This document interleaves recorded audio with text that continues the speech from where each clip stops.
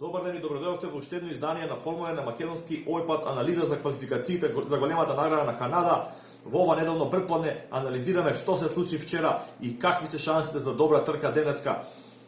Пол позиција за Ферари конечно, пол позиција за Себастијан Фетел, по 17 трки Фетел конечно на пол, одличен круг во самиот финиш на квалификацијската сесија. Никој не очекуваше кога видовме дека Хамилтон има розови сектори, дека Себастијан Фетел сепак на крајот ќе успее да извлече пол позиција, буквално да ја украде пред носот на Луис Хамилтон. Одличен резултат за Ферари.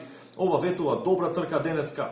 Второ место Луис Хамилтон, трето место Чарлс Леклерк, четврто сензационално место Даниел Рикјардо со Рено, од каде го извади ова време, секоја чест.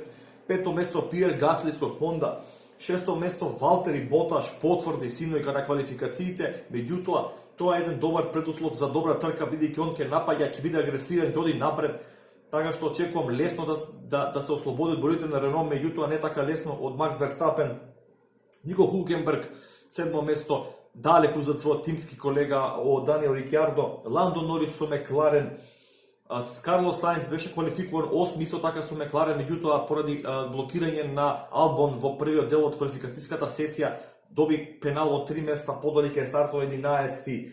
Така што Макс Верстапен и Даниел Квиат ја завршуваат првата десетка. Што е интересно за трката е тоа што болите на Ферари и на Мерцедес стартуваат со средната компонента, односно медиум, додека сите останати од првата десеторка стартуваат со меки губи, со знак прашалник на Макс Верстапен, кој верувам дека ќе одбере и тој средната компонента, бидејќи како исклучен од Q3 се сеќавате на оној судар на Магнусен, кој несреќно му ја одзеде шансата на Верстапен да го комплетира, односно започне и комплетира својот летешки круг во Q2, му ја одзеде таа шанса, така што тајмингот на сударот на Магнусен беше крајно несреќен по Макс Верстапен, меѓутоа сега му дава во трка шанса да одбере со која гума ќе стартува. Мислам, односно верувам дека ќе стартува со средната компонента, бидејќи средната компонента и тврдата компонента се најдобриот избор за оваа трка. Меките гуми даваат најдобар перформанс по круг, меѓутоа и најбрзо се трошат, така што верувам дека сите возачи ќе се обидат да се ослободат од тие гуми што е можно побрзо. Очекувам гужва во питот помеѓу 7-миот и 8-миот круг под услов да нема безбедносно возило. Доколку има безбедносно возило, тогаш може и веднаш по првиот, вториот круг возачите се ослободат од тие меки гуми и веднаш да предат на медиум компонентата.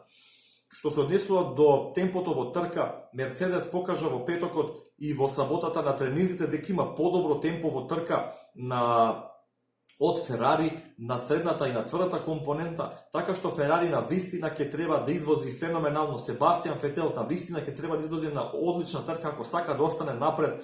Сметам дека Чарлс Леклерк исто така треба веднаш да биде агресивен, да го напаѓа Хамилтон, како би психолошки можеби му дал би мала предност на Себастијан Фетел да може да се одлепи. Така што првите неколку круга на вистина, доколку немаме прекен, доколку немаме се безбедносно возило, некој судар, ќе бидат на вистина интересни. Знаеме дека Канада е полна со пресврти, полна со разни предизвици. Зидот на шампионите, гледате и вчера Магнусен успеа да го поткачи. Оној зид на свиокот број 4, каде што Хамилтон во петокот изгуби контрола. Одлична патека по самата природа, секогаш возбудлива. Борбата од 7-то место до 12-то место е само во неколку десетинки. Онаа борба помеѓу Рено, Мекларен, Торо Росо навистина станува интересна во средината. Очекувам болидите на Рено да бидат нешто поспори после првиот стинт, меѓутоа секоја чест уште за пласманот на четврто, односно 7-то место. Навистина Рено покажува дека направил голем напредок во развојот и моќноста на моторната единица, бидејќи Канада е патека која многу од што зависи од самиот погон. Така што навистина имаме многу предуслови за интересна трка, имаме неколку болиди кои се надвор од нивната, ајде да кажеме, природна позиција како Валтери Боташ, како Макс Верстапен.